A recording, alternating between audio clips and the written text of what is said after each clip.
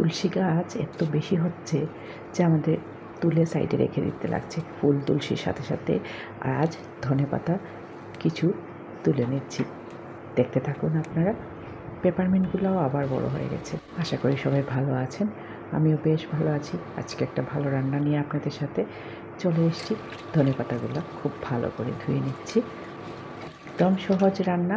তার জন্য পেঁয়াজ আর রসুন একটু বয়েল করে নিলাম আর অল্প একটুখানি তিল নিয়েছি। পেঁয়াজ রসুনটা ঠান্ডা হয়ে গেছে, কাঁচা লঙ্কা স্বাদ মতো দিলাম আর ধনেপাতা দিয়ে তিলটা দিয়ে দিচ্ছি। এই রান্নার রাজা হলো এই মশলাটা রেডি করে নিলাম। এইবার একদম লোকাল ফ্রেশ মাছ নিয়েছি, 5 টুকরা নিলাম আমি। ভালো করে নুন হলুদ দিয়ে সর্ষের তেলের মধ্যে লাল করে ভেজে তুলে নেব। প্রত্যেকটা মাছ রেখে দিয়েছি। এটা দিয়ে আলু দিয়ে পাতলা করে মাছের ঝোলও করব। শুধু আপনাদের সাথে এই ধনিয়া মাছটা শেয়ার করছি। মাছগুলো ভাজা হয়ে গেছে, এবার নামিয়ে নেব। আমরা যারা রান্না করতে ভালোবাসি সুযোগ খুঁজতে থাকি আসলে কী দিয়ে ভালো রান্না করা যায়। মাছ ভাজা তেলের মধ্যে কালো জিরা ফোড়ন দিয়ে বাটা মশলাটা দিয়ে দিলাম।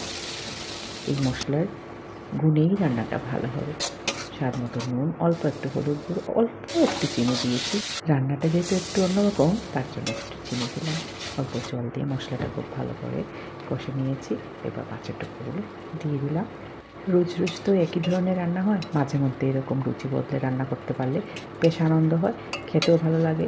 তো সেই ছেলেরা তো মুখেই দেবে না, যেহেতু ওরা মাছ খেতে ভালোবাসে না। রান্নাটাই ডিম বা পনির দিয়ে করে দিলে ওরা চেটে পুটে খেয়ে নেবে।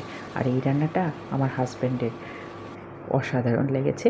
আশা করি আপনাদেরও ভালো লাগবে। ও তো খেয়ে বলেছে এত চটপটা, এত ভালো হয়েছে খেতে। আমার হাজব্যান্ড আসলে ভালো রান্নার সবসময় অ্যাপ্রিসিয়েট করে। যাই রান্না করি ওর ভালো লাগে।